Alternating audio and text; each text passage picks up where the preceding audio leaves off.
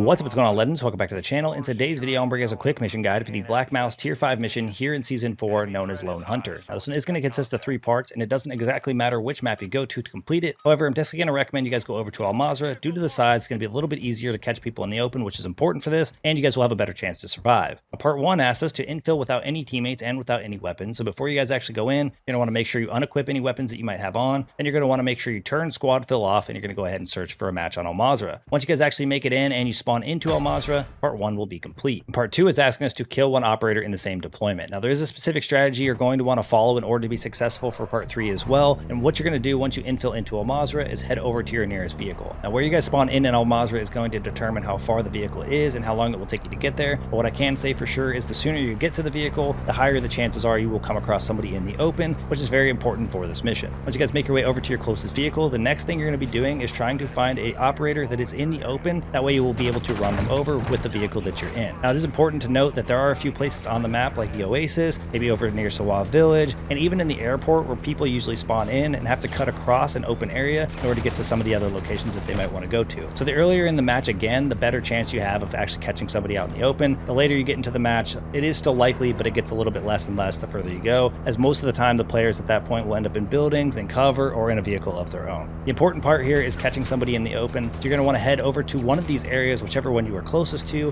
where people tend to spawn into the open, and you're going to be looking to run somebody over. Now, it is more than likely that it will take you guys a few matches to pull this off successfully, as it is a little bit more challenging to find somebody in the open, and then you will successfully need to run them over. At any point that you guys successfully run them over, I wouldn't bother stopping to try to pick them up or dealing with their teammates or anything of that nature. At the point that you actually eliminate the operator by running them over, the second part will be complete. Now, the third part is asking us to exfil in the same deployment without having picked up any weapons. Now, this is why it's important to kind of grab the vehicle for part 2 to run over the person, because you guys cannot pick up any weapons at any point during it, and this is probably the easiest way you guys will be able to achieve this. Once you guys are able to run over the person with the vehicle, you guys will want to then drive over to the nearest exfil, being able to call that exfil in, and at this point or any point during the match, you're pretty much at risk of losing nothing, so you guys probably aren't going to want to bring anything in. You're going to not want to be worried about your plates, anything like that. You guys will just run in, grab a vehicle, look to run somebody over. If you guys are successful at that, head over to your nearest exfil, call that sucker in. Once that thing comes in and you guys jump in, obviously exfil safely, part 3, and this mission will be complete. Again, this is not something you guys are going to pull off in a single run unless you guys get pretty lucky, but I do think using this method, you guys will be successful after a couple runs. But that's going to wrap things up for today's mission guide. Thank you guys for all the support in today's video, all the support in the channel, and I look forward to seeing y'all